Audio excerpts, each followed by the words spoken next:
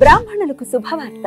సనాతన ధర్మ పరిరక్షణే ధ్యేయంగా ఏర్పడినటువంటి హిందూ మహాసంస్థానం విదేశాలలో ఉద్యోగాన్వేషణ చేయాలనుకున్న ఔత్సాహికులకై అభ్యర్థుల నుండి దరఖాస్తులు కోరుతుంది. సంప్రదించవలసిన వాట్సాప్ నంబర్ 9866153999. నమస్కారం. రేపటి విశిష్టతని ఒకసారి చూద్దాం. రేపు 30వ తారీఖు ఆగస్టు నెల 2024వ సంవత్సరం శుక్రవారం. శ్రీ క్రోధినామ సంవత్సరం దక్షిణాయనం వర్ష ఋతువు. రేపు శ్రావణ మాస బహుళపక్ష ద్వాదశి తిథి రాత్రి 2:25 వరకు, తదుపరి త్రయోదశి తిథి. పునర్వసు నక్షత్రం సాయంత్రం 5:56 వరకు, తదుపరి పుష్యమి నక్షత్రం.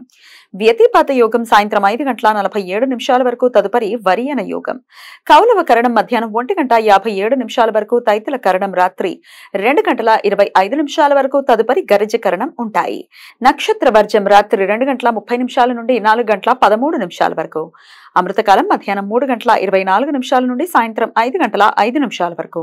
హైదరాబాద్ ప్రాంతం వారికి రేపు సూర్యోదయం ఉదయం 6:02 సూర్యాస్తమయం సాయంత్రం 6:31 చంద్రోదయం రాత్రి 3:29 చంద్రాస్తమయం మధ్యాహ్నం 4:13 అభిజిత్ ముహూర్తం పగలు 11:52 నుండి మధ్యాహ్నం 12:42 వరకు.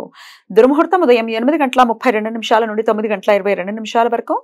మరలా మధ్యాహ్నం 12:42 నుండి 1:31 వరకు. రాహుకాలం ఉదయం 10:43 నుండి మధ్యాహ్నం 12:17 వరకు. గుళిక కాలం ఉదయం 7:36 నుండి 9:09 వరకు.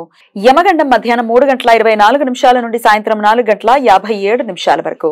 ఇవాళ అజ ఏకాదశి రోజున ఉపవాసం ఉన్న వారికి రేపు పారణ సమయం ఉదయం 7:49 నుండి 8:32 వరకు ఉంటుంది. ద్వాదశి హరివాసరం రేపు ఉదయం 7:49 వరకు ఉంటుంది.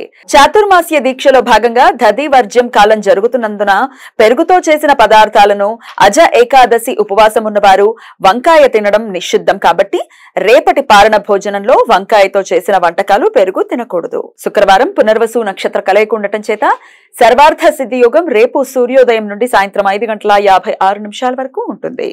ఈ సమయంలో నూతన వ్యాపార ప్రయత్నాలు చేయడానికి, కొత్త పనులు ప్రారంభించుకోవడానికి అనుకూలం. నిరయన రవి పూర్వ పల్గుని నక్షత్రంలో రేపు మధ్యాహ్నం 3:44 ప్రవేశిస్తాడు. అప్పటి నుండి పూర్వ పల్గుని కార్తె ప్రారంభమవుతుంది. ఈ సమాచారాన్ని మనకు అందించిన వారు మేడికొండూరు విశ్వనాథ్ ప్రసాద్ గారు. ఆయనకు కృతజ్ఞతలను తెలియజేస్తూ నారాయణ స్మరణతో సమస్త సన్మంగళాని భవంతు. నమస్కారం.